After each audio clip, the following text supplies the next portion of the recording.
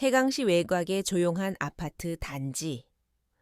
봄비가 유리창을 두드리던 밤 10시. 거실엔 희미한 TV 소리만 깔려 있었다. 민재 55와 서하 52는 같은 소파에 앉아 있었다. 하지만 서로를 보지 않았다. 둘 사이엔 텅 빈 커피잔 2개. 그리고 짧고 깊은 정적만이 공기를 채웠다. 오래된 부부의 일상. 혹은 습관처럼 굳어진 거리감. 서하가 먼저 입을 열었다. 목소리는 조용했지만 어딘가 애틋했다. 우리 언제부터 이렇게 된 걸까? 민재는 대답 대신 리모컨을 만지작거리며 채널을 바꿨다. 눈은 여전히 TV에 고정되어 있었다. 이 집에 우리 둘뿐인데 어쩜 이렇게 조용할까? 원래 나이 들면 다 그래? 애들도 다 나갔고 이제 편하잖아. 서하는 작게 웃었다. 말로는 편하다고 하지만 그 웃음엔 어쩔 수 없는 허전함이 스며 있었다. 편하긴 하지. 근데 외롭잖아. 당신이랑 나. 부부라기보단 그냥 룸메이트 같아. 민재는 여전히 화면 속 뉴스를 바라보며 고개만 끄덕였다. 서하는 살짝 고개를 돌려 그를 바라보다가 이내 조심스레 말을 꺼냈다. 그럼 우리 예전처럼 해볼래? 예전처럼. 그러니까 그냥 장난처럼 역할극 같은 거. 그 말에 민재는 피식 웃었다. 어이없다는 듯한 표정. 야, 그게 뭐야? 그 나이에 무슨 역할극이야? 웃기지도 않아. 알아. 나도 이상한 거 아는데 우리 너무 멀어졌잖아. 그냥 한 번쯤은 좀 이상해도 괜찮지 않을까 해서. 서하는 조심스럽게 거울 앞에 섰다. 오래전 머리핀을 꺼내 머리를 묶으며 희미하게 미소를 지었다. 거울 속의 자신은 여전히 나이든 중년 여성이었지만 그 안에 잠깐이라도 설렘이 깃든 얼굴이 있었다. 며칠 후 서하는 작은 시도를 준비했다. 하얀 셔츠에 검정 치마, 그리고 90년대풍 교복 스타일. 어색한 설정이었지만 그녀는 진심이었다. 밤이 되자 민재는 평소보다 30분 일찍 퇴근했다. 현관문이 열리고 서하가 다소 긴장된 목소리로 말했다. 아버지, 저 왔어요. 민재는 순간 멈칫했다. 그 말에 몸이 굳어졌지만 곧 작게 웃었다. 뭐야, 진짜 할 줄은 몰랐네. 서하는 머쓱하게 웃었고 민재는 웃으며 대답했다. 그래, 한번 해보자. 그날 밤 두 사람은 정말 오랜만에 함께 웃었다. 어색한 웃음, 서툰 연기, 그 안에 깃든 오래된 설렘. 그들은 다시 연결될 수 있을까? 아니면 이 시도는 천천히 무너지는 시작이 될까? 다음 날 아침, 서하의 얼굴은 붉게 물들어 있었다. 부끄럽기도 하고 어젯밤 남편의 미소가 자꾸만 떠올라서였다.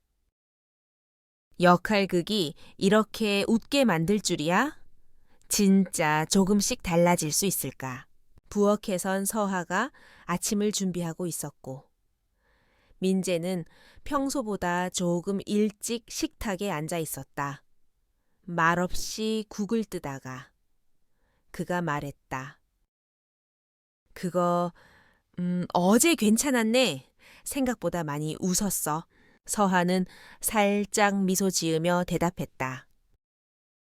당신이 웃는 걸 나도 오랜만에 봤어. 그런 거 또 해볼래? 민재는 대답하지 않았다. 대신 조용히 식사를 이어갔다. 하지만 그 눈빛은 어제와 달랐다. 장난 같던 분위기에서 어딘가 진지함이 묻어났다. 며칠 뒤 서한은 또 다른 콘셉트를 준비했다. 이번엔 둘이 처음 만났을 때를 재현하는 설정, 90년대 데이트 스타일 원피스, 작은 가방, 손수 만든 도시락, 현관문 앞에서 민재를 기다리며 서한은 긴장된 목소리로 말했다. 안녕하세요. 소개팅 처음이에요. 민재는 웃으며 맞이했다. 하지만 이번엔 그의 시선이 달랐다. 시선은 서하의 몸을 훑었고 목소리는 낮고 느려졌다. 이런 데이트 진짜 오랜만이네. 근데 오늘은 도시락 말고 나랑 술 한 잔 어때요? 역할극은 점점 현실처럼 흘러갔다. 민재는 대사보단 감정과 눈빛에 더 몰입했고 서하는 당황했지만 그를 말리지 못했다. 밤이 깊어지고 둘은 소파에 기대어 잠들었다. 민재의 손끝이 조용히 서하의 손을 감싸쥐었다. 내일은 무슨 설정으로 할 거야, 당신이 원하는 대로. 서하는 미소 지었지만 마음 한켠엔 무언가 묵직한 불안이 자리 잡기 시작했다. 며칠 뒤 침실 서랍 위에 작은 선물 상자가 놓여 있었다. 짙은 레드 컬러의 원피스, 가짜 가죽 초커, 하이힐, 그리고 쪽지 한 장. 오늘 밤 넌 낯선 여자로 와줘. 손님 접대하는 역할 어때? 서하는 한참을 멍하니 그것을 들여다봤다. 이제는 내가 고르는 것도 아니네. 근데 왜 거절을 못하지? 그날 밤 그녀는 민재가 원하는 모습으로 변신했다. 짧고 타이트한 원피스, 진한 립스틱, 낯선 향수, 거울 속의 자신은 더 이상 아내 서하가 아니었다. 누군가의 욕망이 만든 이미지였다. 거실은 어둠 속에서 조용히 흐르고 있었다.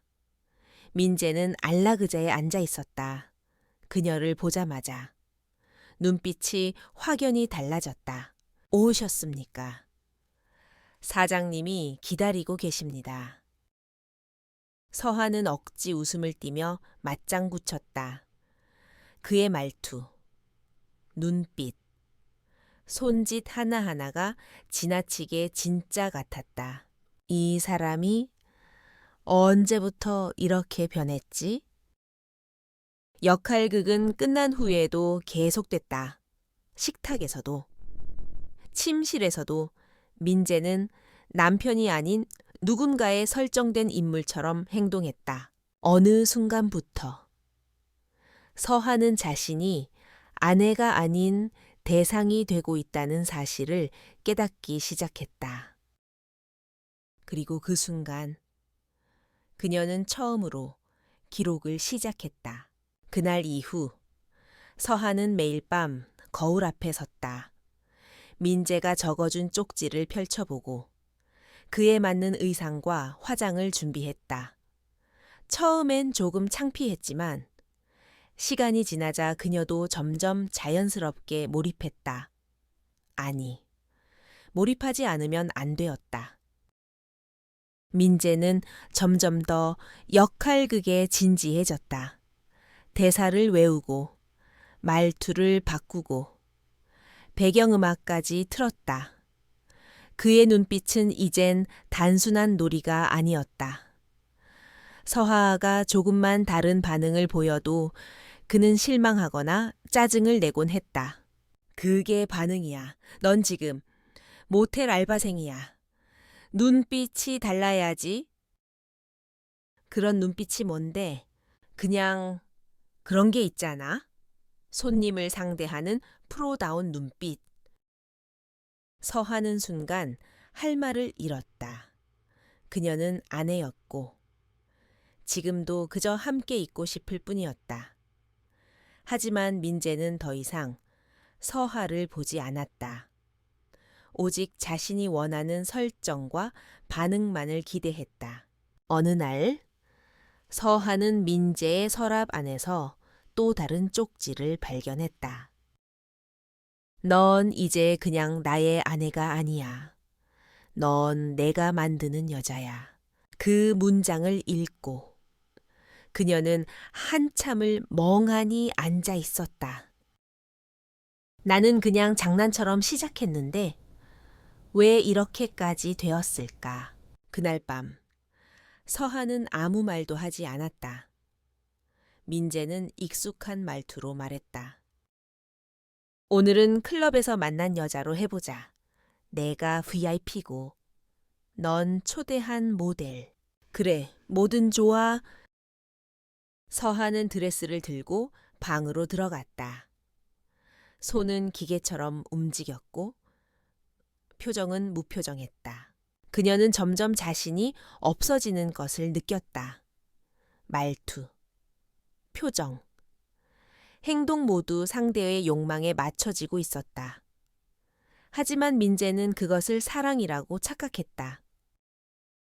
넌 요즘 완전히 내 사람이 됐어. 내가 말하지 않아도 네가 먼저 준비하더라. 그랬나 보네. 그녀는 웃으며 대답했지만 속으로는 무너지고 있었다. 며칠 뒤 민재는 새로운 제안을 했다. 다음엔 다른 커플이랑 바꿔서 해보는 건 어때?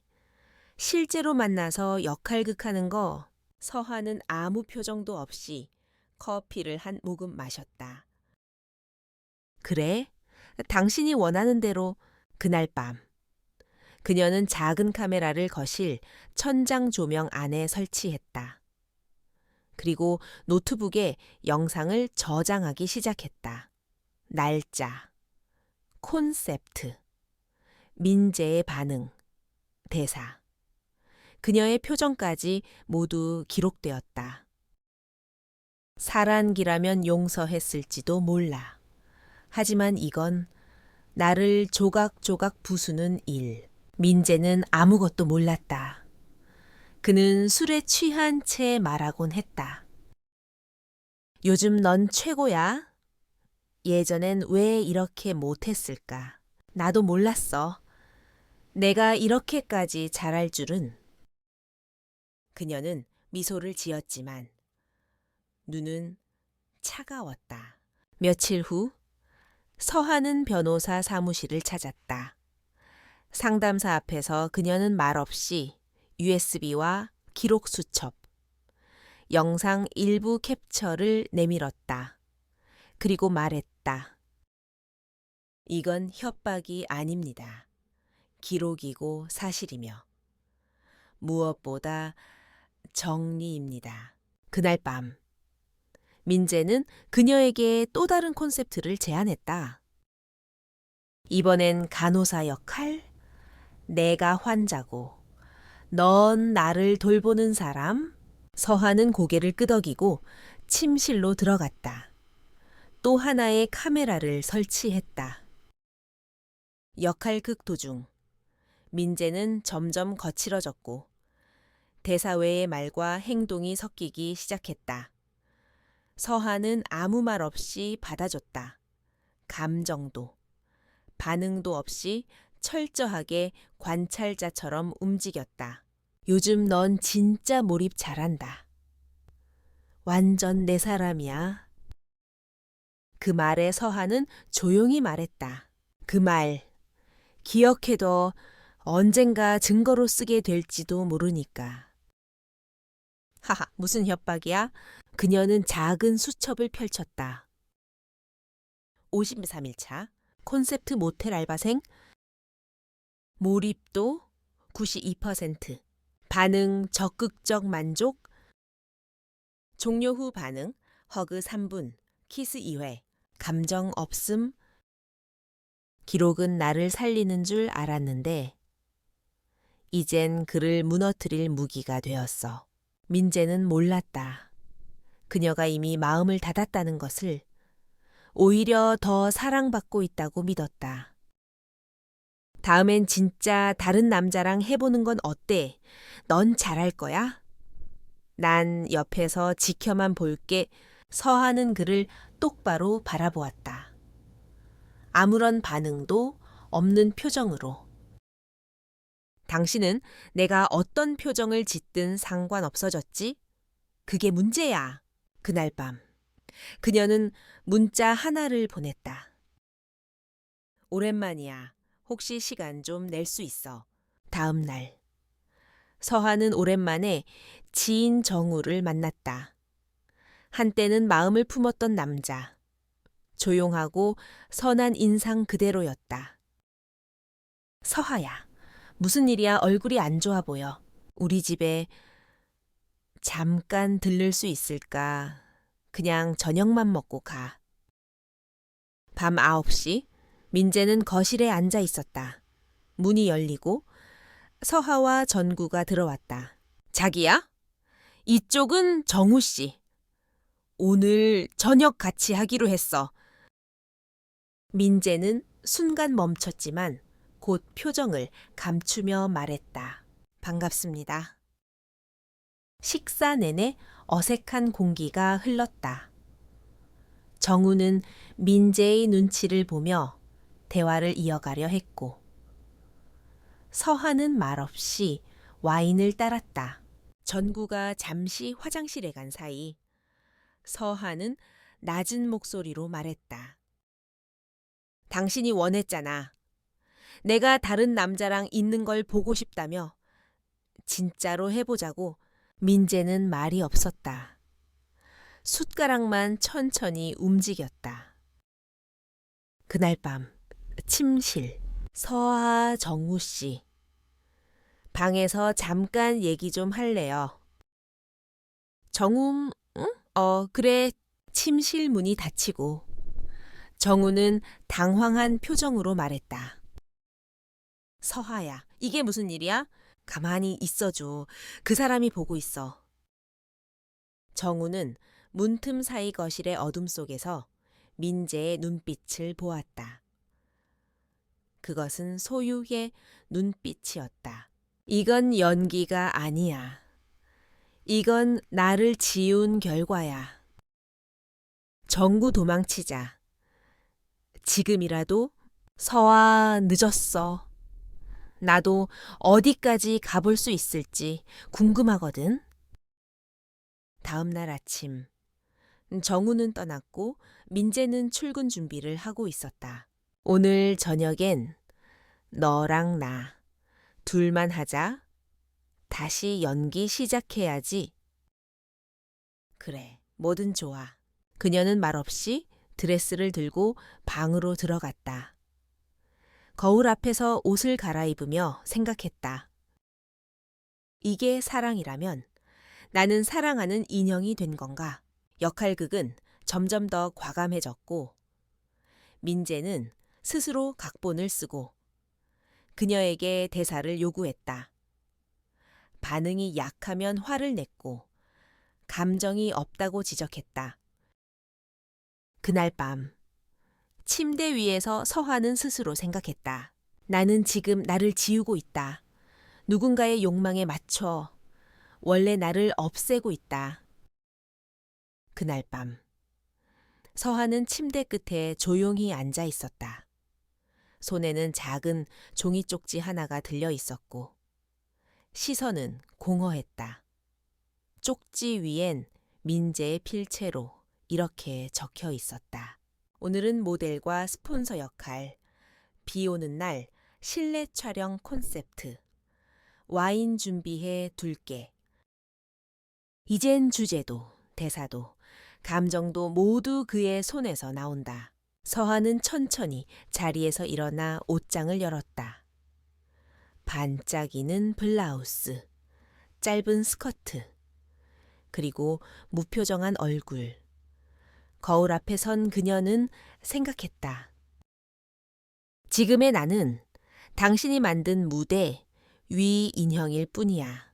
거실로 나가자 민재는 이미 촛불을 켜놓고 있었다. 와인잔 2개, 간단한 안주, 그리고 테이블 위엔 또 하나의 역할극용 의상이 놓여 있었다. 표정 좋아졌네. 몰입도 훨씬 나아졌어. 서한은 대답하지 않았다. 그녀는 와인을 따르며 묵묵히 자리에 앉았다.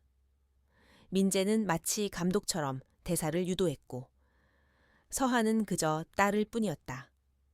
그러나 그날 밤 그녀는 카메라를 또 하나 숨겨 설치했다. 거실 벽장 틈 사이 조명이 비추는 각도까지 고려해 위치를 조절했다. 그 이후 역할극이 끝날 때마다 서한은 바로 영상을 백업했다.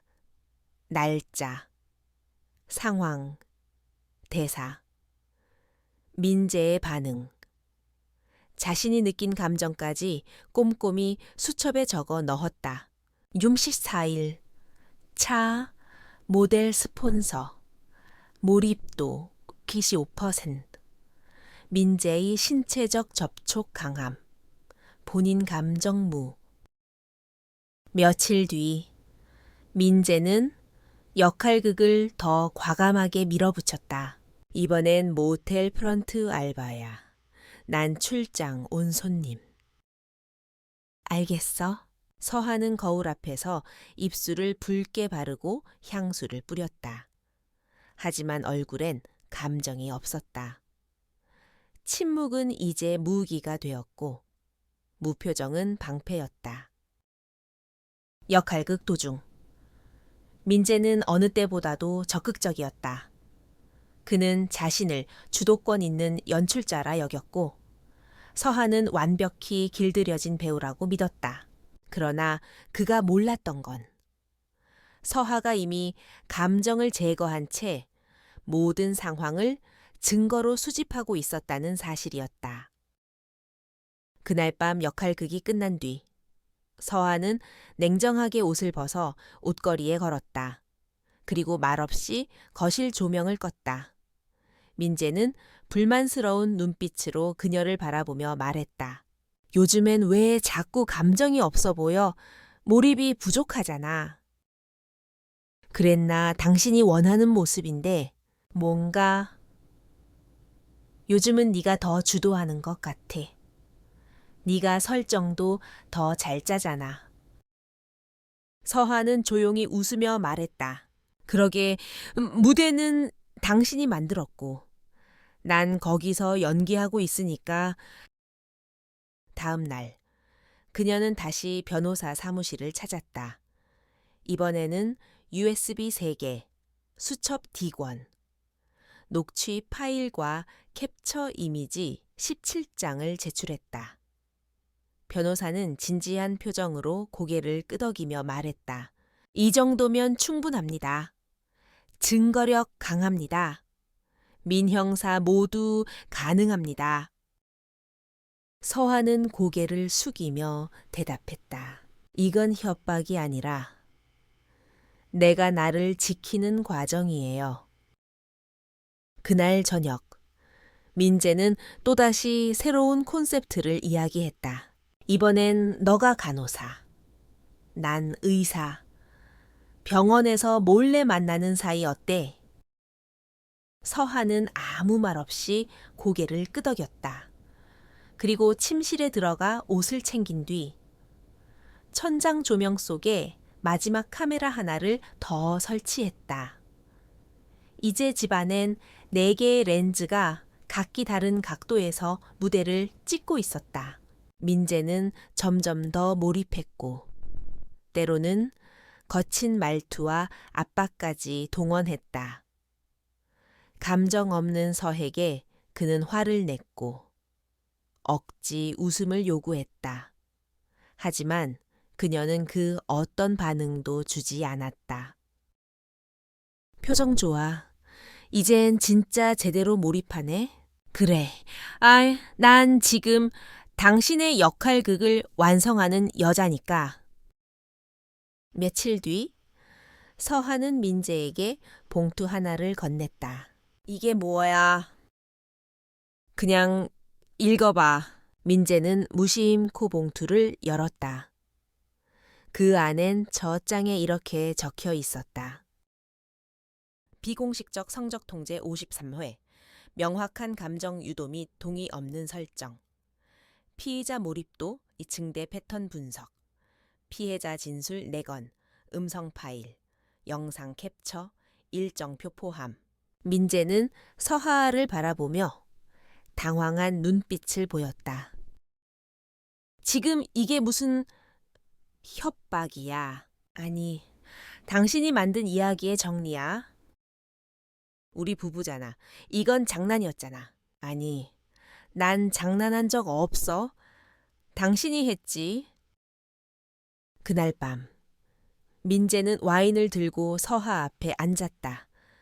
어색하게 웃으며 말했다. 우리 그냥 처음으로 돌아가자. 역할극 말고 부부로. 이젠 나도 좀 무서워졌어. 서하는 그를 바라보며 천천히 대답했다. 늦었어. 당신은 너무 많은 장면을 날려버렸어. 그리고 오늘부로 당신의 대사는 끝났어. 민재는 자리에서 벌떡 일어났다. 왜 이래? 서하야. 우리가 이 정도로 끝날 사이는 아니잖아. 감정이 지나친 거잖아. 부부였지. 이제는 계약이 끝났고, 역할도 끝났고, 나라는 사람도 당신 세계엔 더 이상 없어. 며칠 뒤, 민재는 출근길 현관 앞에서 낯선 택배 상자를 발견했다. 상자 안에는 다음이 들어 있었다. USB 2개. 서하가 기록한 수첩 복사본, 상담센터 진단서. 영상 캡처 모음, 마지막 송을 씨 메모. 나는 내 역할을 끝냈습니다. 당신이 원하는 대로 다 해줬어요. 이제 당신도 나를 놓아주세요. 민재는 상자 옆에 무너져 앉았다. 그리고 처음으로 눈물을 흘렸다. 마치 무대가 철거된 후에 빈 객석처럼. 거실은 조용했고 차가웠다. 그제야 그는 알았다. 나애가 사랑했던 건 그녀가 아니라 그녀에게 덮어 씌운 환상이었다. 그날 밤, 민재는 영상 하나를 재생했다. 서하가 무표정한 얼굴로 연기하던 모습, 처음엔 진짜인 줄 알았던 그 표정이 이제 보니 너무도 허전하고 비어 있었다. 며칠 후 그는 심리상담센터를 찾았다. 상담사가 조용히 물었다. 왜 오셨나요? 아내가 떠났습니다.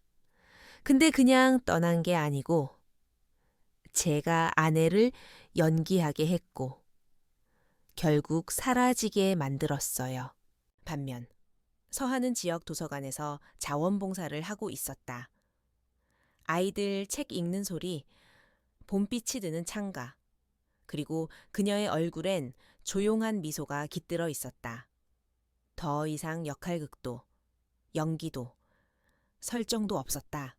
지금 이 순간, 그녀는 진짜 서하였다. 해강시의 어느 작은 문화센터. 햇살이 따뜻하게 내리쬐는 오후. 서하는 조용히 문을 열고 들어섰다. 방 안엔 글쓰기 수업을 듣는 중년 여성들이 몇 명 앉아 있었고 그들 사이에 서하는 자연스럽게 자리를 잡았다. 처음 오셨어요. 네. 글을 써보고 싶어서요. 담담한 목소리. 누군가의 대사를 따라 사는 삶에서 벗어나 이제는 자신의 문장을 쓰고 싶다는 생각이 처음으로 들었다. 펜을 쥔 손끝은 약간 떨렸지만 마음은 조용히 단단했다. 그 무렵 민재는 이삿짐을 정리하고 있었다. 집 안 곳곳엔 더 이상 서하의 흔적이 남아있지 않았다. 탁자 위엔 그녀가 남긴 서류철과 수첩, USB가 가지런히 놓여 있었다. 민재는 그 수첩을 조심스레 펼쳤다.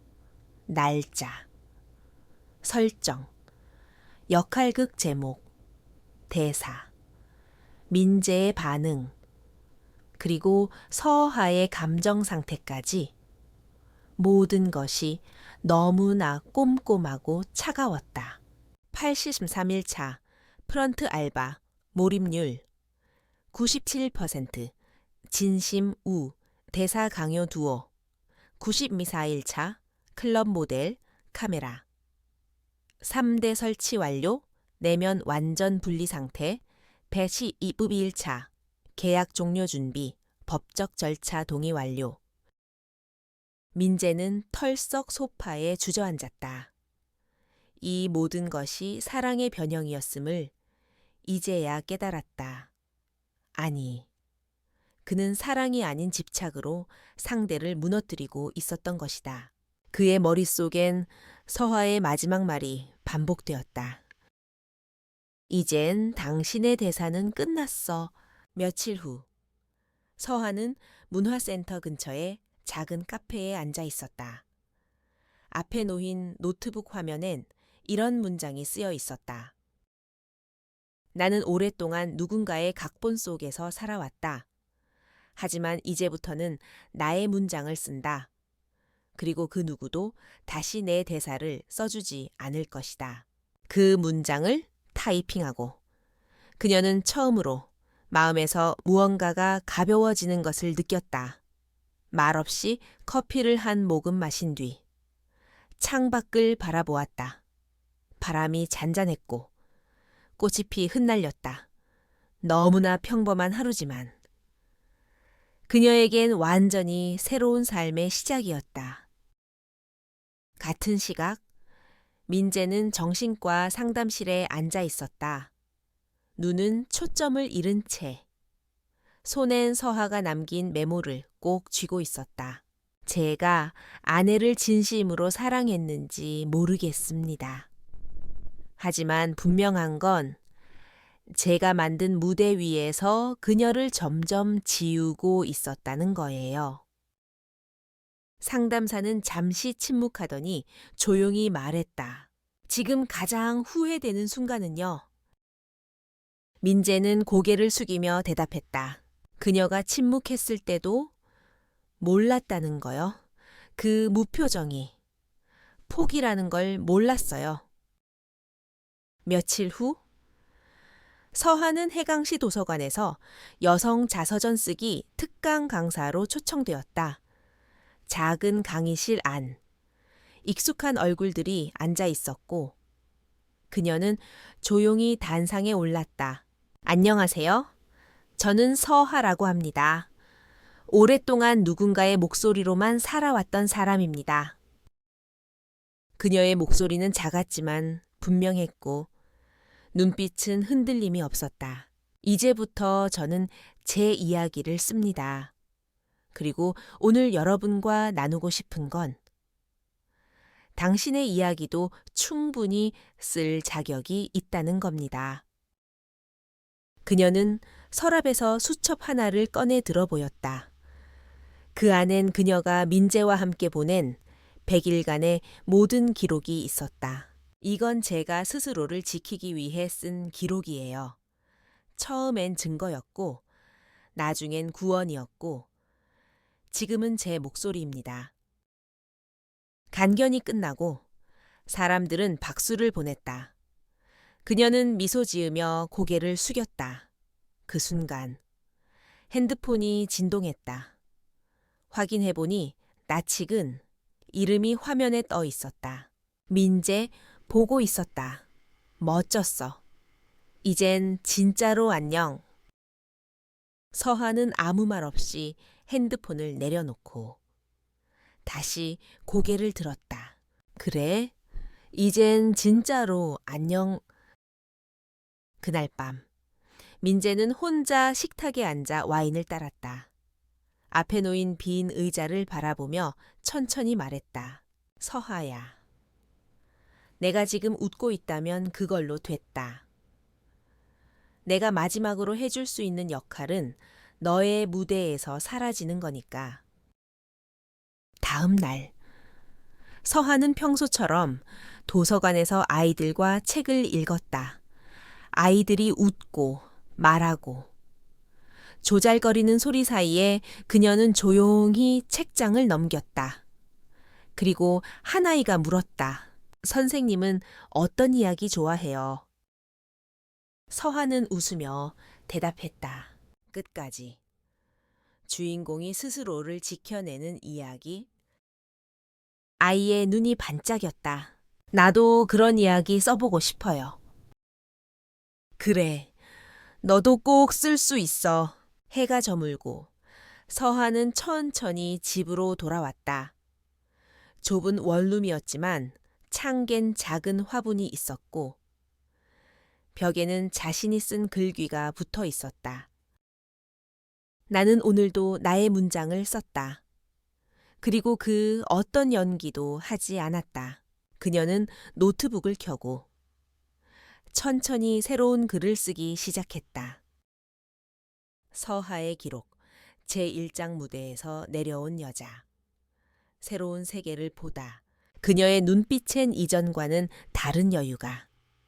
손끝에는 자신감이 담겨 있었다.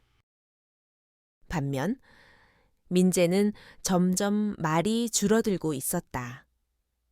회의 시간에도 멍하니 앉아있는 일이 많아졌고 동료들의 말도 잘 듣지 못했다.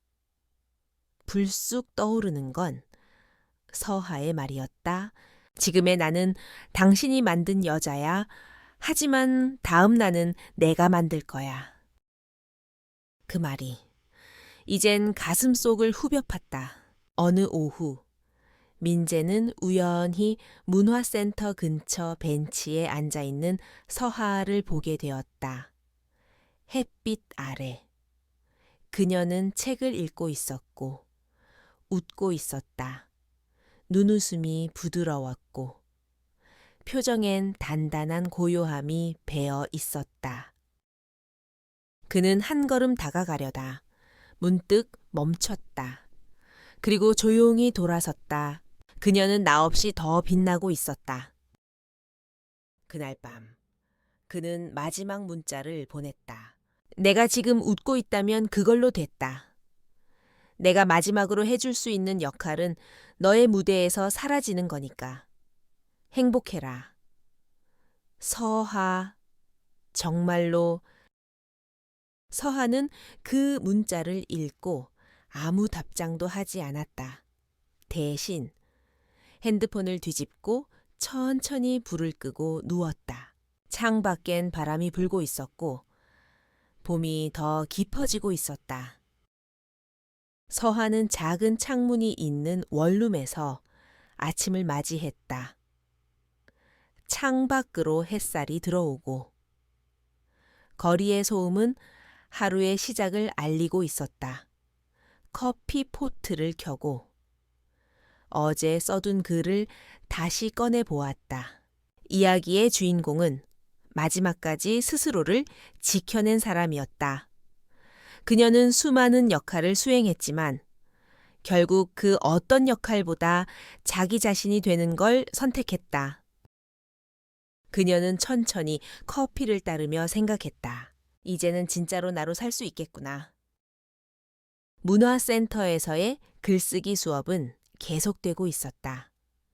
매주 월요일마다 같은 자리에 앉아 글을 쓰는 일은 이제 그녀에게 작은 의식처럼 익숙해졌다. 어느 날 수업이 끝난 뒤 한 참가자가 말을 걸었다.